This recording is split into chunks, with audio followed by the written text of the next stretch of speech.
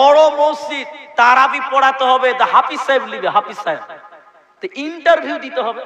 হাফিজ তো দুনিয়াতে মেলায় আছে যে ভাই, 3টা হাফিজ সাহেব এসে ইন্টারভিউ দেওয়ার লিগে তারাবি পড়াবো। ভালো করে শুনেন কথাটা। এবার ইন্টারভিউ লিবে কে? আব্দুল্লাহর মতন মুলবিরা লয়, আব্দুর রহমানের মতন মুলবি লয়, ওই মুখ চলা বড় বড় গজুয়া যা আলিফ বাউ পড়তে পারে না, ও লিছে হাফিজ সাহেবের ইন্টারভিউ।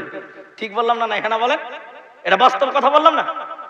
এবার 3টা লোক না আলিফ বা পারে না, সূরা ফাতিহা পারে, কিচ্ছু পারে না, ওই 3টা লোক হাফিজ সাহেবের ইন্টারভিউ লিবে। ইন্টারভিউ তো বলছে, হাফিজ সাহেব তারাবি পড়াইতে পারবা? বলছে পারবো বলেই তো এসছি। বলে তুই সূরা ফাতিহাটা শোনাও তো দেখিনি। 3জন হাফিজ সাহেব, সবাই বলুন কটা হাফিজ? প্রথম হাফিজ সাহেব শুরু করেছে আউযু বিল্লাহ থেকে শুরু করে বিসমিল্লাহ বলেছে, বলছে আলহামদুলিল্লাহি রাব্বিল আলামিন আর রহমানির রহিম মালিকি ইয়াউমিদ্দিন। কেটে কেটে কেটে কেটে বলছে। তখন যে সভাপতি, এদিকে দেখেন, যে সভাপতি ও গাল চুলকাতে চুলকাতে বলছে, ওরে সর্বনাশ, এই হাফিজকে যদি তারাবিতে লাগাই তো 2 ঘন্টা লাগবে, এর পেছনে ভাই তারাবি পড়া যাবে না। একে কি করলো? বাদ দিল। আরেকটা হাফিজ সাহেব এসছে, ওকে বলছে, হাফিজ সাহেব তুমি কি তারাবি পড়াবা? পড়াবো বলেই তো এসছি, তো ওদিকে বলো, তো দেখি কোরআনটা শোনাও, একটা ফাতিহাটা শোনাও। হাফিজ সাহেব বলছে আলহামদুলিল্লাহি রাব্বিল আলামিন আর রহমানির রহিম মালিকি ইয়াউমিদ্দিন ইয়াকা নাবুদু ওয়া ইয়া। ওখানে কি স্পিডে শুরু করেছে। তখন কেসিআর বলছে যে আমার কোমরে যা ব্যথা, আর এই যে কেরাত শুরু করেছে, একে যদি তারাবিতে লাগাই আমার তারাবি পড়া হবে না ভাই। ও সদস্য সাহেব চলবে না, বাদ দে দাও। যে 2টা হাফিজ সাহেব বাদ হয়ে গেল। কটা বাদ হলো বলে? 3 নম্বর হাফিজ সাহেব গেলে ওদের কেরাত গুলো দেখলো যে ব্যাপারটা কি আছে। 3 নম্বর হাফিজকে বলছে তুমি কি তারাবি পড়াবে? বলে পড়াবার জন্য তো এসেছি। তাহলে তুমি ফাতিহাটা শোনাও। বলছে আমার ফাতিহা লাগে না, এমনিতেই পাস। কইছে না না না তাও তুমি পড়া। বলে না আমার ইন্টারভিউ দিয়ে অভ্যাস আছে। কইছে না তা বললে হবে না, তাও তুমি ফাতিহা শোনাও। হাফিজ সাহেব শুরু করছে আলহামদুলিল্লাহি রাব্বিল আলামিন ওয়া রহমানির মালিকি বলে দলিন। কেসিআর বলছে মারাত্মক হাফিজ, এটাই চলবে। মাঝখানে 3টা আয়াত বাদ দিয়ে দিয়েছে। সেক্রেটারি বলছে মারাত্মক হাফিজ। 20 সেকেন্ডে সূরা ফাতিহা শেষ। কইছে একই তারাবিতে লাগা, তাহলে 20 মিনিটে তারাবি শেষ হয়ে যাবে। গায়ের লোক বলছে সাংঘাতিক হাফিজ। আমাদের হাফিজ 20 মিনিটে সব শেষ করে দিয়েছে। কথা ঠিক বললাম না? এখানে বলেন, মানে কুরআন শুনতে রাজি নয়, অথচ মুহাম্মদুর রাসূলুল্লাহ এই রমজান মাসে তিনি জিবরাইলকে বসে বসে কোরআন শোনাতেন। আর একবার বলুন সুবহানাল্লাহ। তাহলে কটা কারণ চলছে বললাম? কটা কারণ বললাম? 4টা হলো। 1, বুনিয়াদ আছে রমজানে, তাই তো? ইসলামের বুনিয়াদ রমজানে আছে, রমজানের গুরুত্বের জন্য বেশি। 2, এই মাসে ক্ষমা নেওয়ার মাস। এই মাসে ক্ষমা যে নেয় না, ইবাদত করে ক্ষমা নেয় না, ওই লোকের জন্য বদদোয়া আল্লাহ করেছেন, মুহাম্মদ সাল্লাল্লাহু আলাইহি ওয়াসাল্লাম করেছেন। 3, কোরআন নাজিলের মাস। আর 4 নাম্বারটা কি বলেছি বলুন দেখিনি? ভুলে গেলাম, ভুলে গেছি। আল্লাহ, এখনই ভুলে গেলেন না তো তাড়াতাড়ি। এই মাস এমনই একটি মাস যে মাসে স্বয়ং জান্নাতের গেট খুলে দেওয়া হয়, জাহান্নামের গেট বন্ধ করা হয়। আরেকবার বলুন সুবহানাল্লাহ। জানেন না যে ভাই? না নিয়ত করেছেন যে কালকে বলবো, জালসাটা শুনে নি, নাজি বলতে হয়েছে ভাই। আল্লাহ, 4টা হলো। এই কোরআনের ব্যাপার আর একটা কথা বলি। নবী বললেন শোনো, কিয়ামতের দিন 2 জনের সুপারিশ আল্লাহ মঞ্জুর করবেন। এটা একটা রমজান গুরুত্ব হবে, তারে প্রমাণ করব। 5 নাম্বারটাও পাবেন এখানে। শুধু কোরআনের ব্যাপারটা বলি। কিয়ামতের দিন নবী বলেন 2টি আমাল আল্লাহর কাছে সুপারিশ করবে, আল্লাহর কাছে সাক্ষী দিবে। ওই 2টির মধ্যে একটির নাম কোরআন। কোরআন বলবে কিয়ামতের দিন আল্লাহ তোমার এই বান্দাগুলো আমি কোরআন তেলাওয়াত করেছিল, আল্লাহ তুমি আমার কোরআনের সাক্ষীকে গ্রহণ করো। নবীজি বলছেন আল্লাহ কোরআনের সাক্ষীকে গ্রহণ করবে আর এই মানুষকে আল্লাহ মাফ করবে, এর কোনো চিন্তা রবে না, রবে না, রবে না।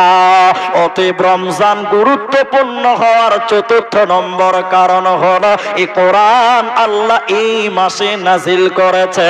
বরকতের মাসে, রহমতের মাসে, রমজানের মাসে আল্লাহ কোরআন অবতীর্ণ করেছে। এর কারণে তোমরা কোরআন তেলাওয়াত করো।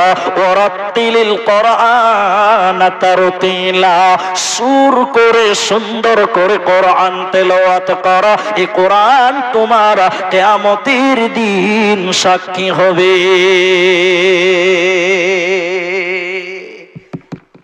একটা খালি কথা বলবো, পঞ্চম নম্বর রমজান ফজিলত কেন বলবো, একটা কথা কি, এখানে অনেক মেয়ে মানুষ আছে কোরআন পড়তে পারে না, অনেক বেটা ছেলেও আছে কোরআন পড়তে পারে না, আছে না নাই? আছে। তো এরা রমজান মাসে কি করবে? তিনটি মাধ্যম বলবো, তিনটির মধ্যে একদম সহজ কয়েকটা আছে, দুটা, আর একটা একটু কঠিন হবে, ওটাও সহজ, তিনটাই সহজ। এক, প্রথম দুটি কথা শুনেন। কোরআন পড়লে নেকি হয়। কোরআন পড়লে কি হবে সবাই বলুন? নেকি হবে। কোরআন শুনলেও বলুন নেকি হবে।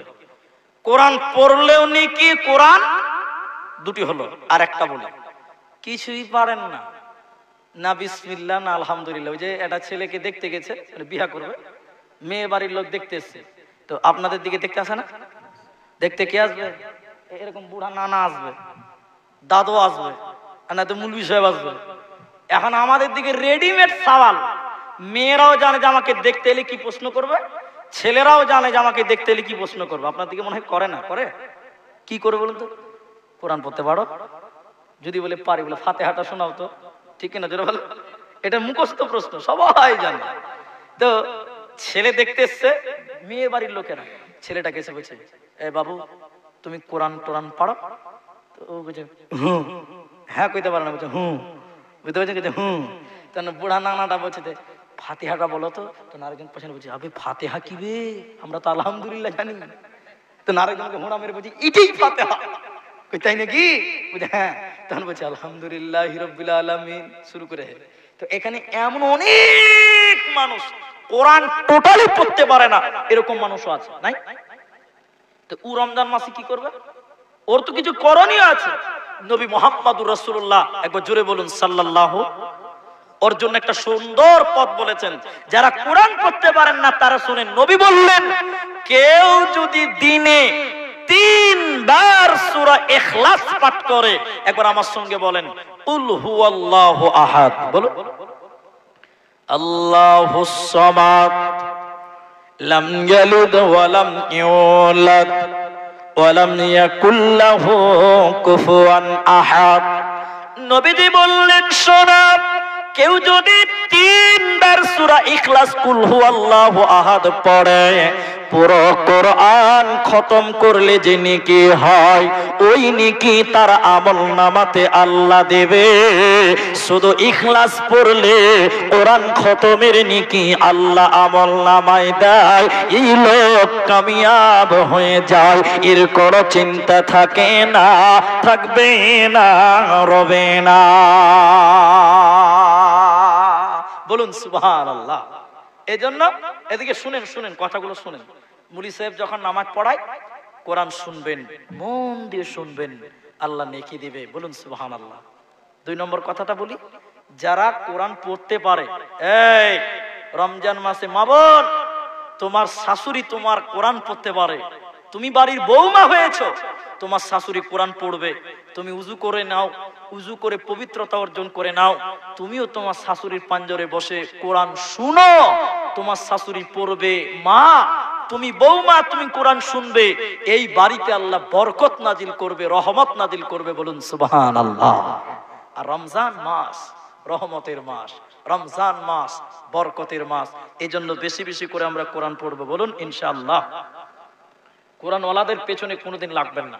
ওই যে ওইখানে জলসাতে এসেছিলাম, ওই রিজিক সম্পর্কে বক্তব্য রেখেছিলাম, সেদিন একটা উদাহরণ দিয়েছিলাম, ওটা আজকে আর বলি না, নাই বলি।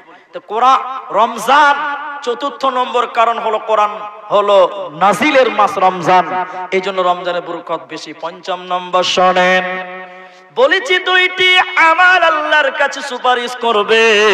রমজান এত বরকতপূর্ণ কেন? তার ভিতরে হলো এই রমজানের রোজা। পঞ্চম নম্বর কারণ শুনে নাও, কিয়ামতের দিন বান্দার জন্য আল্লাহর কাছে সাক্ষী দেবে, সুপারিশ করবে, কোরআন বলবে এবং সে সিয়াম সে রোজা, যে ব্যক্তি রোজা রেখেছিল এই রোজা কিয়ামতের দিন আল্লাহকে বলবে, আল্লাহ তোমার এই বান্দাটা সারাদিন না খেয়েছিল, পানাহার করে নাই, বিবির কাছে যাই নাই, আল্লাহ তুমি আমার সাক্ষী গ্রহণ করো। আল্লাহ এই রোজার সাক্ষী গ্রহণ করবে, এই রোজাদারকে আল্লাহ মাফ করবে, ক্ষমা করবে, এই রোজাদারের কোনো চিন্তা রবে না, রবে না, রবে না। তাহলে এই রমজানের রোজা আল্লাহর কাছে সাক্ষী দিবে। তাহলে আমরা যদি রোজা থাকি তাহলে আমাদের রোজা আল্লাহকে সাক্ষী দিবে। আর রোজা একটা আমল, আমল যদি আল্লাহকে সাক্ষী দেয়, এই লোকটা কোনোদিন জাহান্নাম যেতে, শুনেলেন? বাড়ি চলে যাবে না, থাকবে? হ্যাঁ থাকো। শুনেলেন? 6 নম্বরটা শুনেন, এই রমজান মাসে যদি কেউ উমরা করে, কি করে বললাম? উমরা। উমরা বুঝেন তো? লোক ভাবে যে হজ, হজ আলাদা, এখনকার লোক উমরা করে বলছে হজ করে চলে এলাম। জি ভাই, উমরা আলাদা, হজ এরা বলে না, হজ আলাদা। হজ একটা মাসে ফরজ, উমরা কি ওই একটা মাস আছে না, সবসময় করা যাবে? সবসময় করা যাবে। তাহলে উমরা আর হজ এক জিনিস নয়।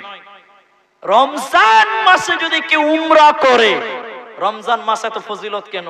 নবীজি বলছেন, আমি নবীর সঙ্গে হজ করার সমান নেকি আল্লাহ আমল নামায় দেবে। বলুন সুবহানাল্লাহ। এই জন্য অন্যান্য মাসে উমরা করে খরচ হবে 90,000, 1 লাখ, কিন্তু রমজান মাসে যদি উমরা করেন খরচ বেশি হবে। কেন বলুন তো? রমজান মাসে প্রচুর ভিড়, হোটেল পাওয়া যায় না, হারামাইনের আশেপাশে হোটেল পাবেন না। তবে আমি ওগুলো কথা বাদ দিয়ে হাদিসটি আপনাদের শোনাই।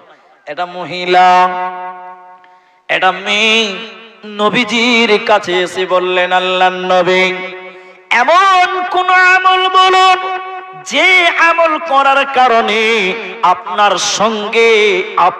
সঙ্গে হজ করার সমান নেকি পাওয়া যায়।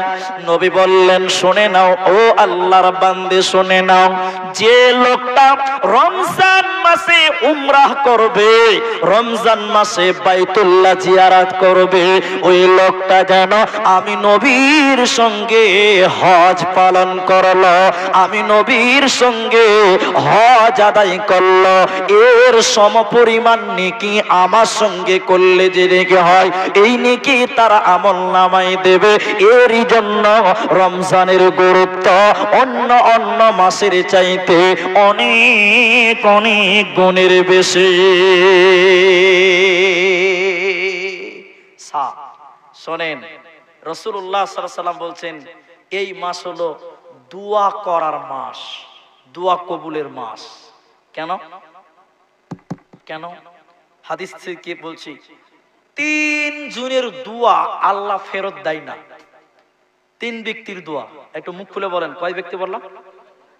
এটা হাদিস বক্তারা অনেকদিন বলেছে যে মুসাফিরের দোয়া কবুল হয়, মজলুমের দোয়া কবুল হয়, মা বাপের দোয়া কবুল হয়, শুনেছেন। কিন্তু আমি যে হাদিসটা বলছি অন্য হাদিস। 3 ব্যক্তির দোয়া আল্লাহ কবুল করবেই, আল্লাহ বিফলে দেয় না, ফেরত পাঠায় না। এক, ভালো নেতা। ভালো নেতা বুঝেন তো? আপনারা মুখ খুলে বলেন, আমি কাউকে চিনি না এখানকার, কে যে নেতা আর কে যে এমএলএ আমি কাউকে চিনি না। বর্তমান নেতারা ভালো না খারাপ ভাই? হ্যাঁ, বর্তমান নেতারা ভালো? ভালো লাগে।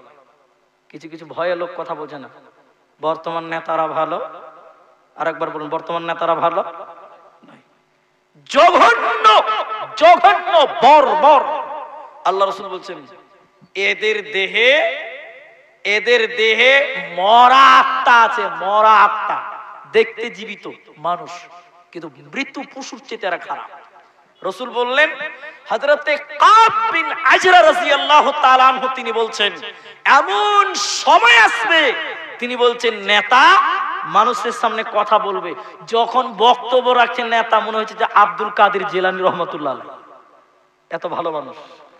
নেতা বক্তব্য থেকে যখন নেমে যেছে, নেতার কথার সঙ্গে কাজের কোনো মিল পাওয়া, ঠিক বললাম না? হ্যাঁ না বলে? নেতা যখন বক্তব্য রাখে মনে হচ্ছে যে একদম বড় পীর আব্দুল কাদের সাহেব আর কি, কিন্তু যেই নেতা স্টেজ থেকে নেমে যেছে, নেতার ব্যবহারে গোলমাল। আল্লাহ রাসূল বললেন, তিন জনের দোয়া কখনো বিফলে যাবে না, কবুল হবেই, ধৈর্য ধরতে হবে। এক, ভালো নেতা, বর্তমান ভালো নেতার বড়ই অভাব। দুই, রোজাদার ব্যক্তি। কোন ব্যক্তি বললেন? কতক্ষণ পর্যন্ত?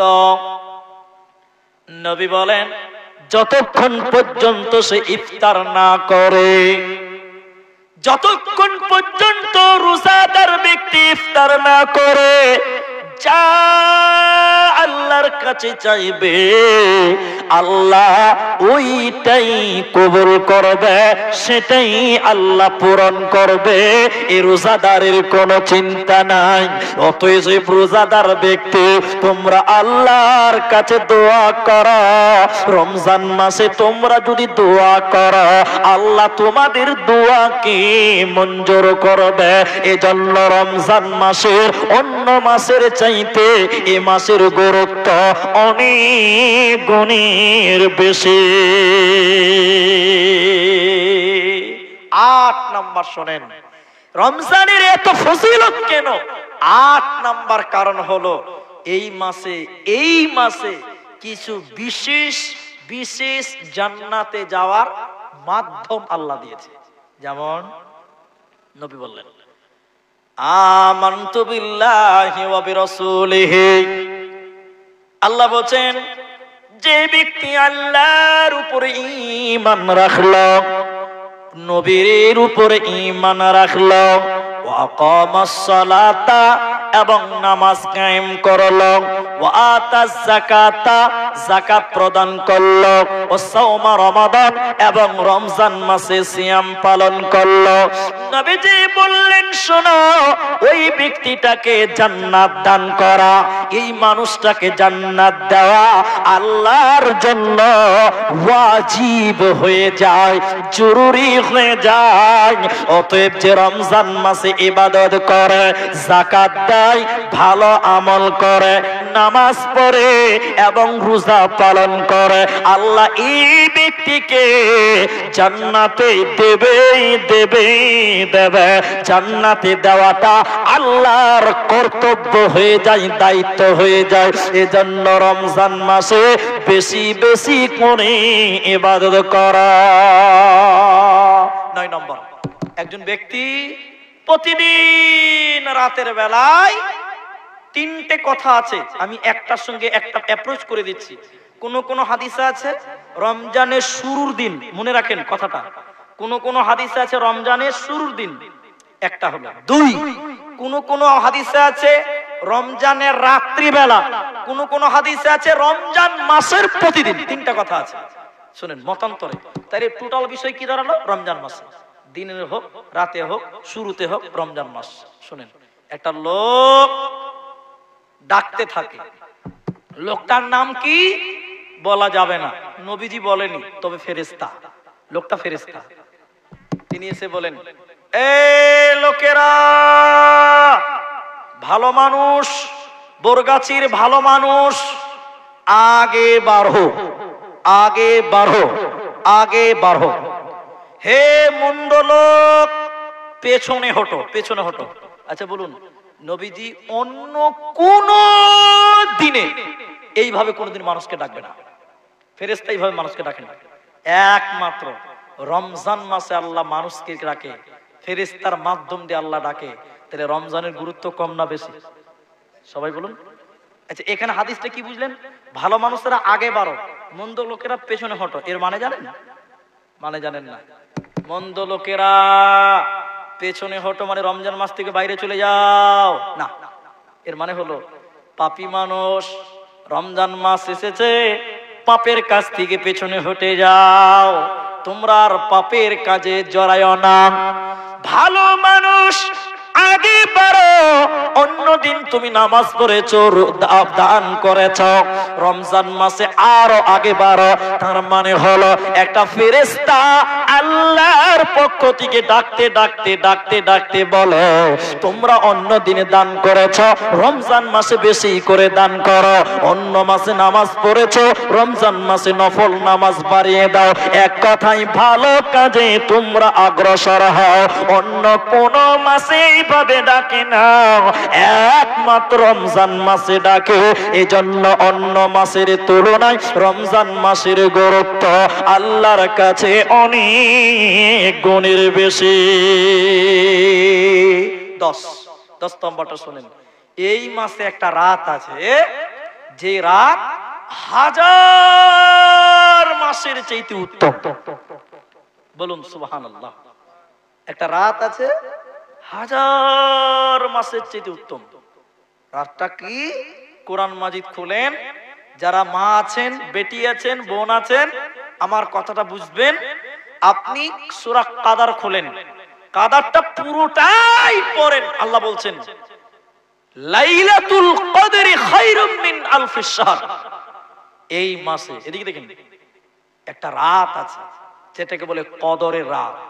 হাজার মাসের চাইতেও উত্তম সেই একটাই রাত। আরেকবার বলুন সুবহানাল্লাহ। লাইলাতুল কদর কোন দিন? সেদিন রমজানের 20 তারিখ পার হয়ে গেল, 21-এর রাত, কদরের রাত। গুনেন গুনেন, আমার সঙ্গে বলেন, সবাই বলুন 21-এর রাত কটা হলো? 23-এর রাত কটা হলো? দুটা হলো। বলুন কটা হলো? 25-এর রাত কটা হলো? 3টা। 27-এর রাত কটা হলো? 29-এর রাত কটা হলো? নবী বললেন রমজানের শেষের 10 দিনের ভিতরে যে বেজোর রাত, ওই রাত্রিতে তোমরা কদর তালাশ করো। ওই রাত্রি ইবাদত হাজার মাস ইবাদত করার চাইতেও বেশি মূল্যবান ইবাদত হবে। বলুন সুবহানাল্লাহ।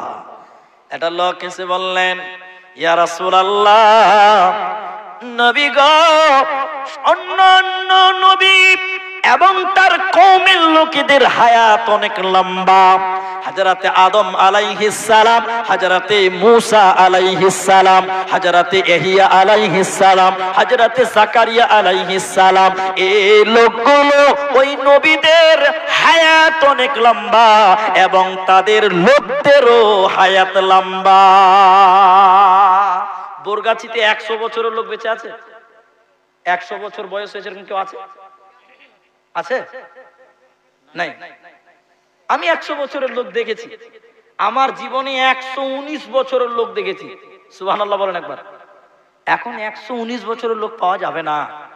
আর আছে? 1-2টা ভুলে ভাটকা আছে। আমি 119 বছরের লোক দেখেছি। সুবহানাল্লাহ বলবেন। আরে এখন যেই 60 বছর হয়েছে, কইছে লাঠিটা কইরে, চশমাটা লিয়ে রে, হাঁটতে পারে না, প্যারালাইসিস আর রোগ। যেই 70 বছর পেঁয়াজ কিনতে চলে গেছে না যে 70 বছরের উপরে মানুষ বাঁচা বড় দায়। তো নবীকে বললেন হে আল্লাহ রাসূল, আগেকার নবীরা লম্বা সময় পেয়েছে, বেশি ইবাদত করেছে, আমাদের সময় তো কম, তো আমাদের ইবাদত কম। কথা কি বুঝতে পারলেন? তখন নবীজি বললেন এদিকে এদিকে আয়াত আয়াত। তখন নবীজি বললেন আরে না, তাদের সময় বেশি, তারা ইবাদত করেছে বেশি, কিন্তু না, আল্লাহ তোমাদের সময় কম দিয়েছে। এই কম সময়ের মধ্যে একটা রাত আছে, যে রাত কত মূল্যবান জানো? হাজার মাসের চাইতেও বেশি মূল্যবান একটা রাত আল্লাহ তোমাদের জন্য দিয়েছে। সেটা বলুন সুবহানাল্লাহ। একটা রাত আছে হাজার মাসের চাইতে, সেটা কি? লাইলাতুল কদর। এই জন্য রমজানের শেষের বেজরের রাত, শবে কদরের রাত, সেগুলোতে আমরা বেশি বেশি করে ইবাদত করব। কিভাবে ইবাদত করবেন? কিভাবে করবেন? নামাজ তো মাত্র 8 রাকাত। ক রাকাত? কিছু কিছু লোক বলছে যে সালাতুত তাসবিহ নামাজ 1000 রাকাত, 100 রাকাত। বলছে কি বলছে না, গাঁজা যে কত খেয়েছে আল্লাহ জানে। বলছে 100 রাকাত নামাজ, রেডিমেড নামাজ, 100 রাকাত নামাজ। তখন মসজিদের ভিতরে যে লাইন লেগে একদম পাল্লাপাল্লি, কে কত তাড়াতাড়ি শেষ করতে পারে, মনে হচ্ছে বন্দে ভারত ট্রেন চালু হয়ে গেছে। ঠিক বললাম না? হ্যাঁ না বলেন? মসজিদে ঢুকেছে, রেখে দেন ওটা, এটা পঞ্চায়েত থেকে এসছে, রাখেন, ওটা পড়া যাবে না। তো এবার লাইট নিভিয়ে দিয়েছে, এবার কাতার সোজা করেছে। আর কিছু কিছু মেয়ে বলছে এখনকার মুলবিরা কিচ্ছু জানে না, এরা বলছে কিছুই পড়া যাবে না, 100 রাকাত নামাজ বলে। কি বলে না? কত রাকাত বলে? 100 রাকাত নামাজ। নামাজের আবার কেরাতের ডিজাইন আবার অনেক, 100 বার সুবহানাল্লাহ বলতে হবে। জি, তো না, নামাজ মাত্র 8 রাকাত। সবাই বলুন ক রাকাত? সারা রাত ইবাদত করতে হবে। নামাজ কয় রাকাত? এটাই শুধু বলবো, বেশিক্ষণ লাগবে না, ধৈর্য ধরেন। আপনাদের কি কষ্ট হয়েছে খুব? কটা বাজলো? 12টা অবধি তো বসবেন ইনশাল্লাহ। একবার বলুন ইনশাল্লাহ বলুন। রমজান মাস, সুন্দর হাওয়া বইছে, ফাঁকা জায়গা। শোনেন নামাজ কিভাবে পড়বেন, এদিকে দেখেন। আল্লাহর নবী রাত্রি বেলা, এদিকে মায়েদেরকে বলছি, এদিকে শোনেন। আম্মা জান আয়েশা বলেন, আমি ঘুমিয়ে গেলাম, নবীজি নামাজে দাঁড়ালেন, আমি ঘুম থেকে জেগে গেলাম। তখন দেখলাম নবীজি আল ইমরান তেলাওয়াত করেছে, সূরা আল ইমরান। বলুন সুবহানাল্লাহ। এক নামাজে 6 পারা 5 পারা কোরআন তেলাওয়াত করেছেন মুহাম্মদুর রাসূলুল্লাহ। এরা বলে না কথা? নবীজির স্ত্রী আম্মা জান আয়েশা বলেন, আমি ঘুম থেকে উঠে দেখলাম এখনো আল ইমরান তেলাওয়াত করেছে।